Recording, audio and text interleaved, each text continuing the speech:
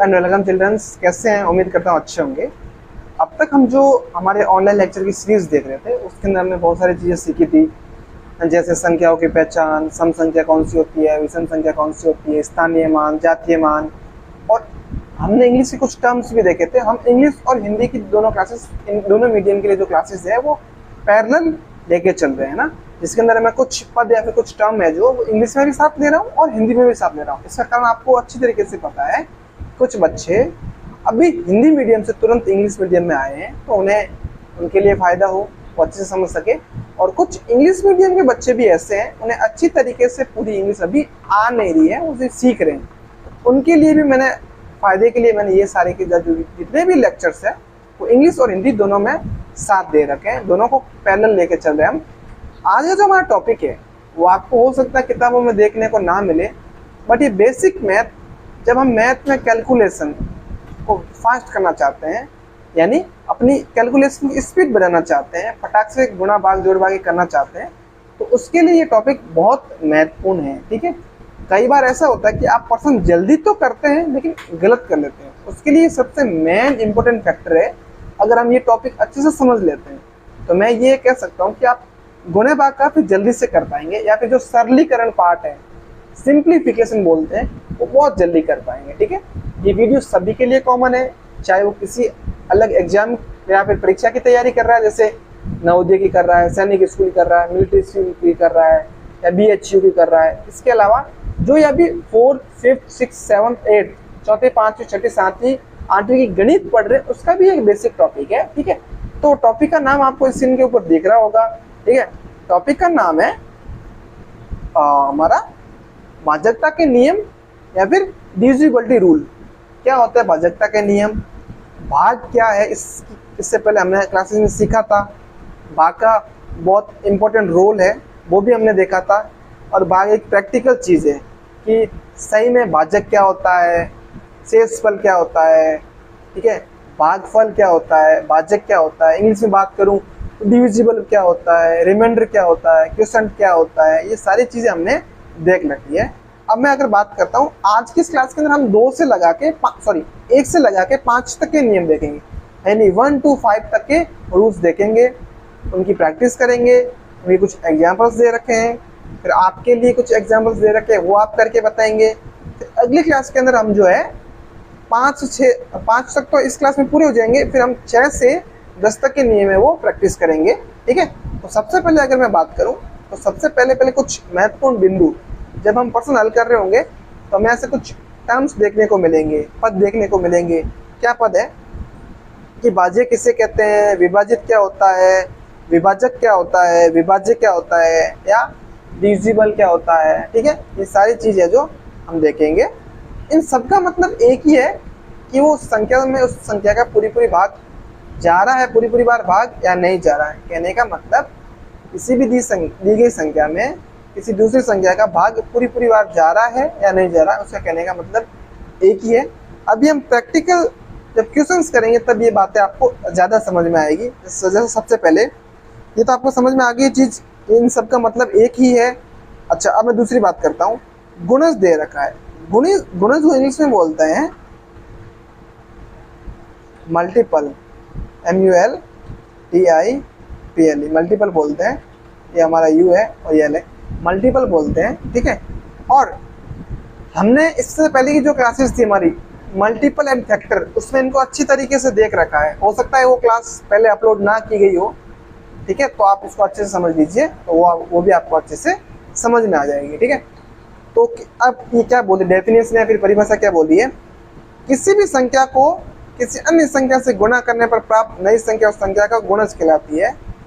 जब हम किसी नंबर को किसी अलग नंबर से मल्टीप्लाई करते हैं तब हमें एक नया नंबर या फिर एक नई संख्या मिलती है, उस संख्या को इसी का एक गुणज कहते हैं। अब मैं उदाहरण या फिर एग्जाम्पल लेके समझाता हूँ। जैसे मेरी 6 एक संख्या है, 6 एक संख्या है, और 6 को 4 से, हालांकि 6 एक अंक है बट मैं अभी के लिए संख्या मान रहा हूँ, 6 और 4 को गुणा कर रहा हूँ तो मेरा उत्तर 24 आ रहा है। 6 और 4 को गुणा करने पर 24 बोल दूँ या फिर 24 बोल दूँ।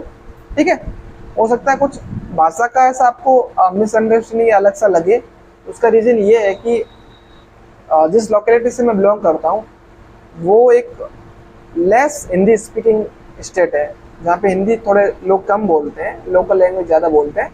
हो सकता है आपको कुछ वर्ड सुनने में या फिर शब्द सुनने में अटपटे लगे, उसके लिए मैं माफ़ी चाहूँगा। ठीक है, जैसे ये 6 को 4 से गुणा किया तो 24 आ गए, तो 4 का गुणज 24 होगा और 6 का भी 24 से गुणज होगा, दोनों का एक गुणज होगा। मतलब 6 की टेबल में भी 24 आ रहा है, 6 की टेबल में भी 24 आ रहा है और इस 4 की टेबल में भी 24 आ रहा है। मतलब 6 के पाड़े में भी 24 आ रहा है और 4 के पाड़े में भी 24 आ रहा है, दोनों का है ये जो एक गुणज है। ठीक है, फिर हम आगे बढ़ते हैं। हम किसी भी संख्या को 0 से भाग नहीं कर सकते, 0 या फिर 0 से भाग नहीं कर सकते। क्यों नहीं कर सकते? इसके लिए मैंने एक अलग से लेक्चर बना रखा, आप जरूर देखना।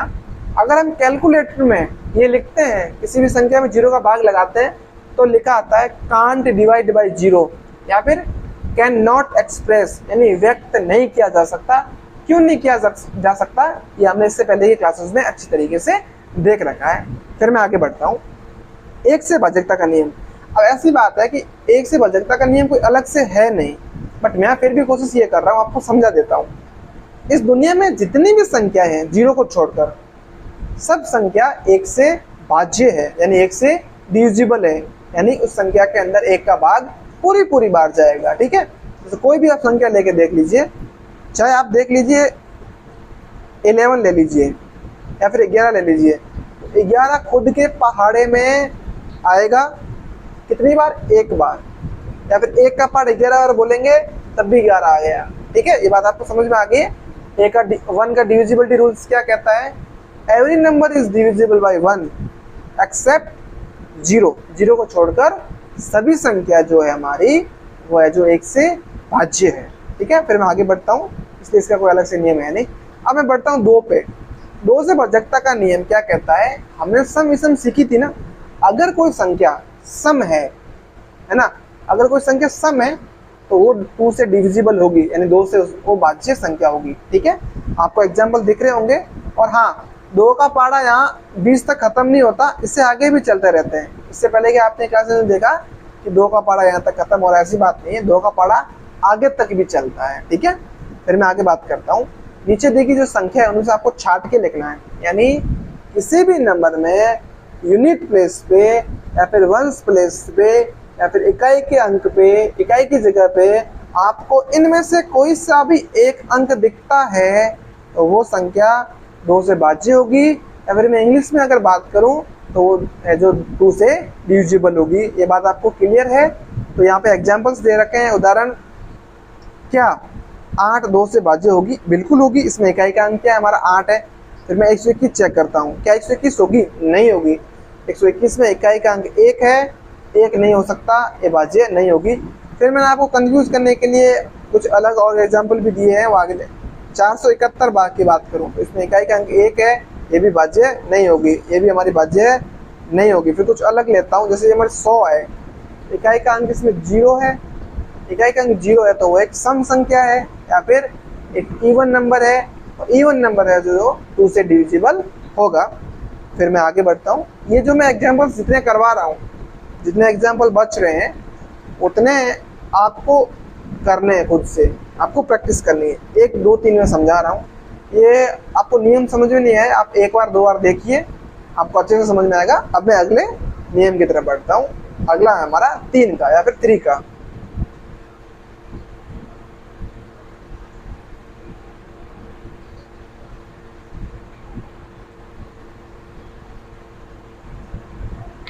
तीन का रूल क्या कहता है या फिर 3 का नियम क्या कहता है? 3 का नियम ये कहता है, आप पढ़िए, यदि किसी संख्या के अंकों का योग या 3 हो जाए या फिर 3 का गुणज हो जाए, गुणज क्या आपको पता है अच्छी तरीके से, अभी मैंने बताया आपको। तो यदि किसी संख्या में अंकों का योग 3 या फिर 3 का गुणज हो, गुण योग माने सम, किसी भी नंबर का सम अगर 3 आ रहा है या फिर 3 का मल्टीपल आ रहा है तो वो नंबर 3 से डिविजिबल होगा, यानी 3 से भाज्य होगा। यहाँ पे कुछ एग्जाम्पल दे रखे हैं, जैसे ये देखो आप, 2 + 1, 1 + 2, इसके अंदर 2 अंक है, 2 डिजिट है, एक हमारा 1 है, एक हमारा 2 है। दोनों को जोड़ने पे क्या प्राप्त हो रहा है? 3 मिल रहा है मुझे। दोनों को जब मैं ऐड कर रहा हूँ तो मुझे 3 मिल रहा है, और 3 3 के टेबल में आता है, हाँ बिल्कुल यह जो हमारा भाज्य होगा। ठीक है, फिर मैं आगे बात करता हूँ। 27 लेता हूँ। 27 में 2 अंक है, 2 और 7, इन दोनों का अगर मैं योग करता हूँ तो योग मेरा 9 आ रहा है, और 3 के टेबल में या फिर 3 के पाड़े में 9 या फिर 9 आता है, इसलिए ये है जो ये भी 3 से भाज्य होगी। फिर मैं आगे बढ़ता हूँ। आगे है मैं इरेजर से इनको हटा देता हूँ जिससे आपको डिस्टर्ब ना हो। ठीक है, आगे इन संख्याओं में से आपको बताना है कौन सी डिविजिबल है और कौन सी डिविजिबल नहीं है। कुछ कंफ्यूज करने के लिए मैंने आपको इसके अंदर संख्या दे रखी है। जैसे सबसे पहले 8 की बात करूं, 8 तो बिल्कुल होगा नहीं, या फिर 8 तो बिल्कुल होगा नहीं। फिर मैं बात करता हूँ 45 की। 45 में 2 अंक है, एक हमारा 4 है और एक हमारा 5 है, 4 और 5। इसके अंदर 4 और 5 2 डिजिट है हमारी, दोनों का सम अगर मैं करता हूँ, दोनों का अगर मैं सम करता हूँ, सम हमारा कितना आ रहा है 9। 9 मतलब 9। क्या 3 के पाड़े में 9 आते हैं? अगर आपका आंसर यस या फिर आपका उत्तर हाँ, तो ये संख्या है जो 3 से भाज्य होगी। ये बात आपको समझ में आ रही है? ये संख्या 3 से भाज्य होगी। ठीक है, फिर हम आगे देखते हैं, फिर अगले पे बात करते हैं। यहाँ पे आप ध्यान से देखना, यहाँ पे अंक ऐसे दिख रखा है। ये जो हमारा होता है ये हमारा डेसिमल होता है या फिर दशमलव होता है। इसके बारे में हम आगे समझेंगे। अभी के लिए आपको नॉर्मल समझ में आता तो अच्छी बात है, नहीं आता तो आगे मैं समझाऊंगा। इसको आप पॉइंट भी बोलते हैं कई बार। ठीक है, तो देखिए यहाँ पे अंक कितने हैं? 6 + 3 + 0, इनका भी योग करता हूँ तो 9 आ रहा है। क्या 6 के पाड़े में 9 आता है? हाँ, तो ये भी है जो डिविजिबल या फिर भाज्य होगा। ठीक है, फिर मैं आगे बढ़ता हूँ। आगे अगर मैं कोई और संख्या उठाता हूँ, जैसे ये संख्या उठाता हूँ, इसमें कौन कौन से अंक है? इसमें मेरे देखो 2 + 5 + 3 + 1 कितना हो जाएगा? 5 + 2 7, 7 + 3 11, 11 + 1 11 और 1 12। कहने का मतलब है, सॉरी मैंने मिस्टेक कर दी है, 2 + 5 हो जाएगा मेरा 7, 7 में 3 ऐड करूंगा 10 होंगे, और 10 में 1 ऐड करूंगा तो मेरा कितना होगा? 11 होगा। माय मिस्टेक, मतलब इनका योग करने पे मुझे 11 मिलेगा, इन सब अंकों का योग। क्या 3 के पाड़े में 11 आते हैं? अगर आपका आंसर नहीं या फिर ना है तो ये फिर भाज्य नहीं होगा, यानी ये उससे डिविजिबल नहीं होगा। ठीक है, ये बात आपको समझ में आ गई अच्छी तरीके से। ठीक है, जिन भी अंकों का योग 3 या फिर 3 के पाड़े में आने वाली संख्या हो तो वह जो 3 से भाज्य होगी। इंग्लिश में अगर मैं बात करूं, किसी भी अगर नंबर का सम, नंबर के अंदर जितने भी डिजिट है उन डिजिट का अगर सम मतलब टोटल डिजिट का टोटल अगर कितना हो, मेरा डिजिट्स का टोटल अगर या तो 5 के टेबल में सॉरी या तो 3 के टेबल में आने वाला कोई भी नंबर हो या 3 खुद हो, तो है जो वो डिविजिबल हो गया, अदरवाइज नहीं होगा। फिर मैं आगे बढ़ता हूँ। 4 की डिविजिबिलिटी का रूल बहुत इंपॉर्टेंट रूल है।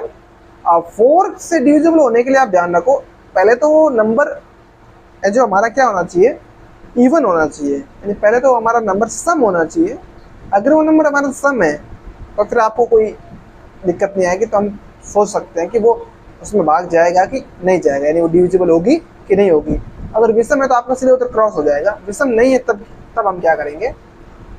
तो नियम क्या बोला? यदि किसी संख्या में इकाई या दाई के अंक 4 से भाज्य हो, या तो हमको इकाई का अंक चेक करना है या फिर दाई का करना है। अगर हम दोनों चेक करते हैं, अगर दोनों आ रहे हैं तो अच्छी बात है, नहीं आ रहे तो वो भाज्य नहीं होगी। जैसे इसके अंदर मैं बात करूं, इसमें इकाई का अंक 0 है, काम का नहीं है, ये फिर 5 है तो ये भी नहीं होगी।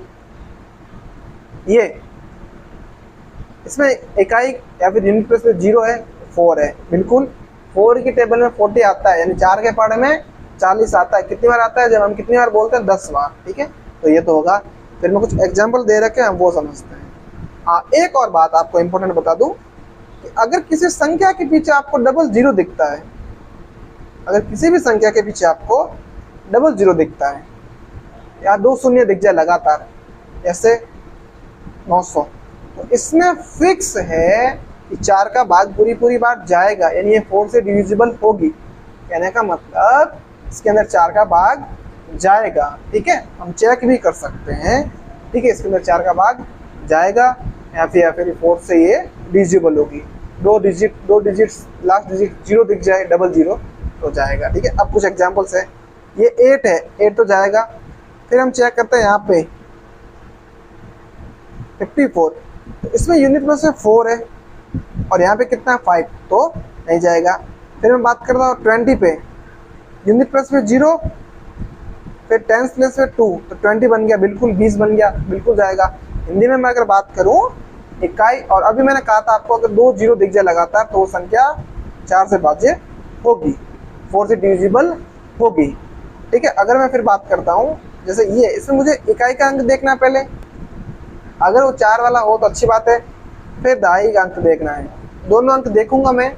अगर वो 4 के पहाड़े में आते हैं तब तो ये भाज्य होगी, अदरवाइज नहीं होगी। और दूसरी चीज़, मुझे यहाँ पे अपना समय बर्बाद नहीं करना है, टाइम वेस्ट नहीं करना है। क्यों नहीं करना, मैंने एग्जाम्पल में दिया, ये संख्या एक हमारी विषम संख्या है। विषम संख्या की अगर मैं बात करूं, विषम को बोलेंगे हम एक ऑड नंबर। ये एक ऑड नंबर है और कोई भी ऑड नंबर है जो इससे डिविजिबल या फिर भाज्य नहीं होगा। कोई भी अगर विषम संख्या आपको दिखती है वो 4 से भाज्य नहीं होगी। दुनिया की ऐसी कोई भी विषम संख्या नहीं है जो विषम हो और 4 से भाज्य हो। आप चेक करके देख सकते हो, आपके सामने गिनती आप चेक करके देख सकते हो, आपके मन में जो संख्या है वो देखिए। ठीक है, ऐसा हो ही नहीं सकता, ऐसा असंभव यानी इम्पॉसिबल है। ठीक है, मैंने क्या बात की आपको रिपीट करता हूँ, इंग्लिश और हिंदी दोनों में विषम संख्या हो जाए, और विषम संख्या को इंग्लिश में क्या बोलते हैं हम लोग, विषम संख्या को हम लोग इंग्लिश में बोलते हैं कौन सा नंबर, ऑड नंबर। कोई सा भी ऑड नंबर है, ठीक है, अगर कोई सा भी ऑड नंबर है वो 4 से या फिर 4 से कभी भी डिविजिबल या फिर भाज्य नहीं होगा। ये बात आपको समझ में आ गई है। ठीक है, फिर मैं आगे बात करता हूँ। अगली मैं लास्ट रूल देखता हूँ 5 का।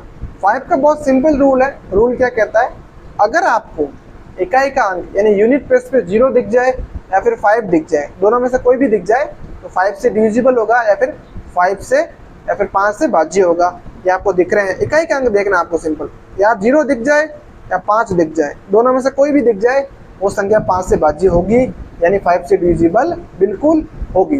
ठीक है, और मैं यहाँ पे क्या करता हूँ, इसको इरेजर से हटा देता हूँ क्योंकि जब हम एग्जाम्पल करेंगे तो वो डिस्टर्ब ना हो। ठीक है, आगे बढ़ता हूँ। देखिए, ये जितने भी नंबर दे रखे हैं उनमें इकाई का अंक 0 दिख जाए।